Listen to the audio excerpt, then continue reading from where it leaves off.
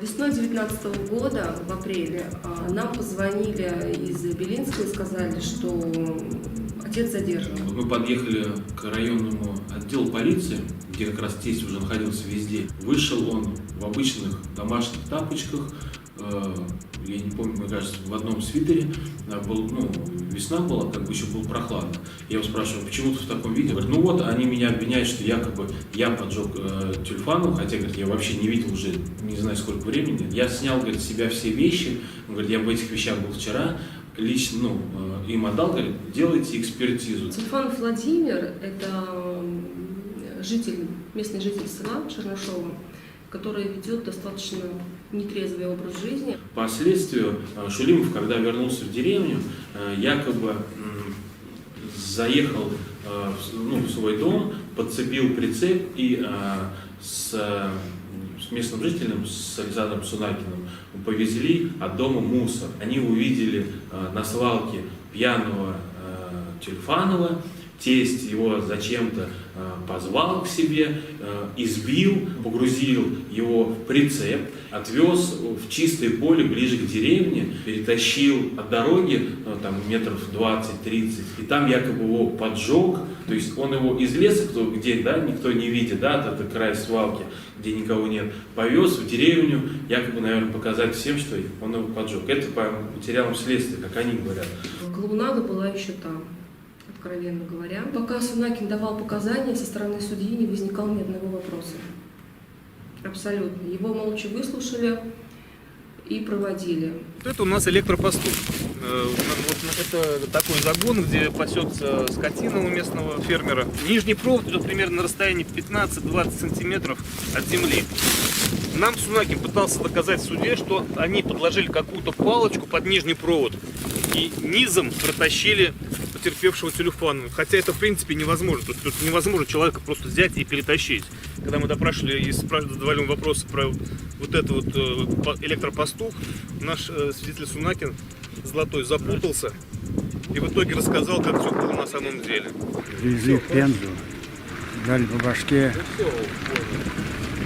лежали в пол, и я с головой, у меня случилось, не знаю, что, начал говорить, как они, что они мне подсказывали, я говорил. В суд предоставляли такие доказательства, как геолокация. Все, то есть точки, все маршруты, куда он ездил, сколько времени он проводил, то есть и по этой локации, то есть совпадает полностью, то есть версия Шулимова, а не версия обвинения. Он обращался по поводу дорог постоянно, это состояние деревенских дорог, всего воды, то есть И у него начались проблемы именно с властью, с администрацией.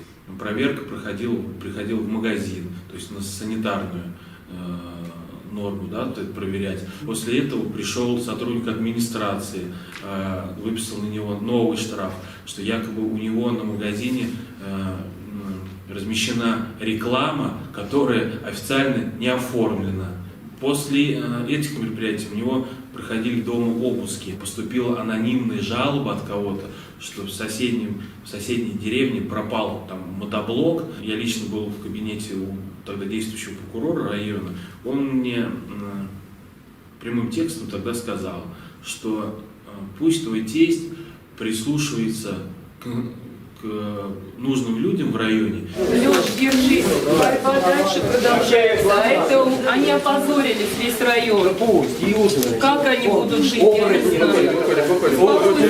Береги себя, нервы не трать, зато мы знаем, что у нас тут творится. Все нормально, ты гладил держись, все, я знаю, что нормально. Человек невиновен, ты с самого начала ходил, с самого начала все знают. Срок ему дали большой, около 9 лет. Магазин, его земли, которые имелись, у него машина, все описано, и в скором времени все это сойдет с молотка. По сути, его оставили вообще без всего. Жизнь разрушена отца, жизнь разрушена детей. Эта борьба, которая велась на протяжении 2,5 лет, она не привела ни к чему. Все очень переживают, все прекрасно понимают, что это неправда. Кто его знает, а знает его очень много. Никто в это не верит, и все сочувствуют, и все понимают, что Ну, просто человек ни за что сидит и отвечает ни за что. За что-то. Ну, за что непонятно.